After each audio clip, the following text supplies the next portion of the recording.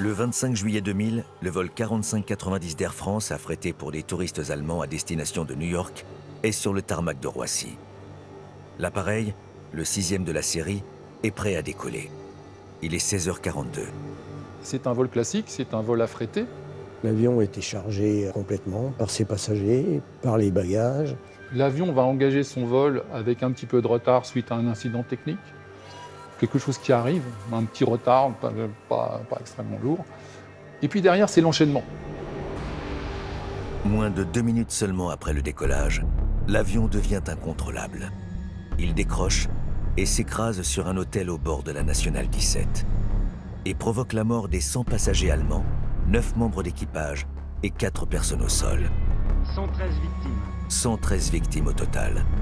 L'annonce du crash se répand en quelques minutes. Le monde entier a les yeux rivés sur la catastrophe qui vient de se produire à 16h44. Jamais on n'avait envisagé le crash du Concorde.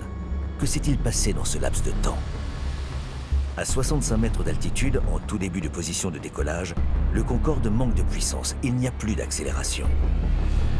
Jusqu'à 170 nœuds, l'accélération est quand même assez significative et là, elle s'est pratiquement arrêtée. Donc c'est là qu'ils ont dû se dire « mais qu'est-ce qui nous arrive ?» La scène se déroule devant la tour de contrôle de Roissy. Une énorme flamme apparaît sous l'aile gauche de l'avion. Les contrôleurs alertent le pilote. Mais l'avion a atteint une vitesse où il n'est plus possible de renoncer au décollage ou de s'arrêter. Ils ne pouvaient rien faire d'autre que de décoller et d'essayer d'analyser des paramètres qui étaient complètement erratiques. Les deux moteurs de gauche, c'était la valse des aiguilles. Et tout s'est accumulé de manière diabolique. Le train n'a pas voulu rentrer, le train d'atterrissage. Donc l'avion avait un déficit de poussée, était à basse vitesse, ne pouvait pas accélérer. Le centre aérodynamique se déplace brutalement vers l'avant de l'aile et ça fait cabrer l'avion. L'avion perd de la vitesse et de l'altitude et commence à s'incliner sur la gauche de 40 degrés à 100 degrés à une vitesse de 251 km/h. Les commandes ne répondent plus. Inévitablement, le Concorde va se cracher sur l'hôtel situé en dessous, 2 minutes seulement après avoir décollé. L'un des accidents les plus tragiques de l'histoire de l'aviation moderne se produit devant des centaines de témoins. Il a vu des victimes à l'intérieur. Il y avait des gens à l'intérieur. Il y avait des gens à l'intérieur, mais on ne pouvait plus rien faire pour eux parce que la fumée était tellement épaisse. Et quand j'ai cassé... Et ce qui est extraordinaire ce jour-là, c'est que notre président, Jean-Cyril Spinetta, a assisté à l'accident en direct. C'est le président qui a informé le centre opérationnel de l'accident du Concorde. Nous avons tous été profondément bouleversés. Le monde entier était bouleversé. Les pilotes n'arrivaient pas à croire que le Concorde venait de s'écraser. Cet accident a été incroyable à tout point de vue, par ses causes et par sa médiatisation. Les équipes du bureau enquête accident sont immédiatement dépêchées sur site. L'enquête va durer pendant 1 an et demi pour déterminer le scénario du crash. L'analyse va révéler un enchaînement de plusieurs facteurs combinés qui seraient la cause de l'accident. Un appareil, un DC-10 qui décolle 4-5 minutes avant lui, perd une petite pièce qui était sur le moteur. Elle se positionne à un endroit où l'avion va rouler dessus à 170 nœuds à peu près, c'est-à-dire au-dessus de la vitesse de décision, c'est-à-dire qu'il n'a plus la possibilité de s'arrêter. Et donc l'équipage poursuit. Et l'équipage poursuit sans savoir ce qui est arrivé, parce qu'il ne peut pas le voir. On a retrouvé la lamelle, on a retrouvé le morceau de pneu. Vous preniez la lamelle, vous la mettiez dans l'empreinte du pneu. C'était clair et net. Le morceau de pneumatique va venir percuter la voilure inférieure du Concorde et créer une onde de choc dans l'un des réservoirs. L'onde rebondit sur la partie supérieure de l'aile pour revenir perforer cette fois-ci la partie inférieure du réservoir. Et le carburant va s'échapper en quantité extrêmement importante. Plusieurs tonnes de carburant sont dans ce réservoir. Des pièces métalliques qui frottent sur la piste vont créer des étincelles et forcément, du carburant, des étincelles vont s'enflammer. Le feu se propage. Des morceaux de pneumatique et du train s'engouffrent dans le moteur, entraînant un décrochage des pales du compresseur, la perte de puissance sur le moteur numéro 2, puis le numéro 1 situé à côté. Le crash devient inévitable. C'était tout un ensemble de causes à l'origine de l'accident. Ce n'était pas un seul événement isolé. L'avion était surchargé, il décollait avec un vent arrière. Il y avait une pièce manquante sur le train d'atterrissage. Il y a eu ce bout de métal sur la piste qui a fait éclater le pneu. Les réservoirs de carburant étaient trop pleins. Tous ces éléments se sont additionnés et ont provoqué cet accident. L'avion passe 5 minutes plus tard, il n'y a pas d'accident. C'est la fatalité, c'est l'enchaînement de faits qui conduisent à un accident dramatique. Les autorités des deux côtés de la Manche clouent au sol tous les Concorde. Le certificat de navigabilité des avions est suspendu, un fait rare dans l'histoire de l'aviation. Ce soir du 25 juillet 2000, l'avenir du Concorde reste incertain. C'est un moment extrêmement douloureux pour nous tous, pour toute la famille Concorde. Mais l'esprit de famille va faire que on va retrouver énormément de solidarité. Les avions étaient cloués au sol, puis un programme de remise en service a été lancé. Un projet incroyable qui impliquait Airbus, British Airways et Air France. Une équipe incroyable s'est réunie pour remettre le Concorde en service. Ça ne pouvait pas se terminer de cette manière. On a commencé à travailler. On a essayé de reconstruire une voilure avec tous les morceaux. Tout ça, c'est très éprouvant à vivre, extrêmement éprouvant. Mais néanmoins, c'est un espoir. C'est de dire, on va comprendre, et quand on aura compris, on trouvera des solutions. Et effectivement, c'est ce qui est arrivé. À la suite de ce dramatique accident, des modifications majeures vont être apportées sur l'avion.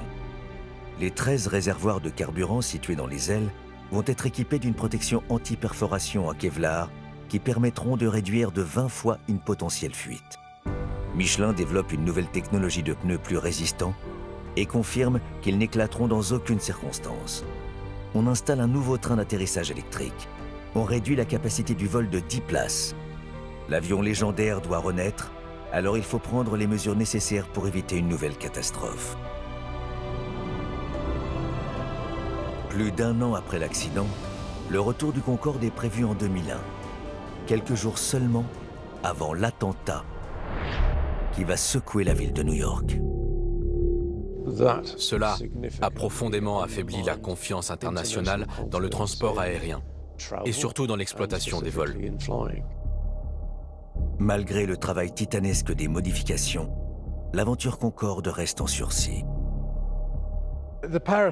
Cet accident a incontestablement brisé une confiance que tout le monde avait vis-à-vis de la sécurité du Concorde. Les passagers ne sont pas revenus. Nos clients, nos passagers, ont trouvé d'autres solutions que Concorde. Ils vont utiliser des jets privés. Il y a plusieurs phénomènes qui se conjuguent. Bon, l'accident, mais aussi les attentats qui engendrent une peur un peu de prendre l'avion. Les avions commencent à vieillir. La maintenance est très coûteuse. Puis la montée de l'écologie. On se pose des questions de plus en plus sur cet avion qui consomme énormément, qui est très bruyant, qui pollue. Les taux d'occupation ont chuté à 30% en 2003. Le nombre de passagers était tel que le Concorde n'était plus rentable. Et les coûts d'entretien ont explosé. L'élément déclencheur a été la décision d'Airbus qui a décidé d'augmenter les coûts des pièces de l'avion. Les compagnies aériennes ont étudié la question et Air France a répondu. Eh bien, c'est terminé.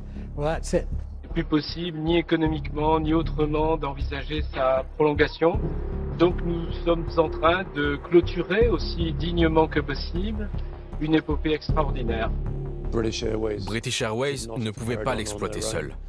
Donc, dans un sens, la décision d'Air France est devenue la décision de British Airways. Le 10 avril 2003, le couperet tombe. C'est la fin d'un mythe. Air France et British Airways annoncent le retrait de tous les avions Concorde prévus pour l'année suivante. On comprend que c'est fini. Et donc, qu'est-ce qu'on va faire? Qu'est-ce qu'on va faire maintenant? J'étais à la Barbade, dans un bar avec un rhum coca à la main. Une larme coulant sur ma joue. Je suis triste, bien sûr, de voir l'arrêt de ces vols. Et puis je suis rejoint en ça par plein de spectateurs qui se ruent pour les derniers vols. Ces derniers vols sont dignement célébrés dans chaque aéroport où des milliers de personnes affluent pour un dernier hommage au bel oiseau blanc. Tous les vols étaient complets au cours de ces 6 derniers mois. C'était pour célébrer ce que nous avions accompli avec Concorde. Les avions sont convoyés dans les musées, dont un à Sinsheim, en Allemagne, en hommage aux 100 victimes de l'accident du 25 juillet 2000, où il est exposé aux côtés de son éternel concurrent russe, le Tupolev Tu-144. La fin du Concorde a suscité une émotion majeure dans le monde aéronautique. Mécaniciens, pilotes, hôtesses de l'air, passionnés, c'est une page de l'histoire de l'aviation qui se tourne en 2003. Une génération exceptionnelle l'a faite.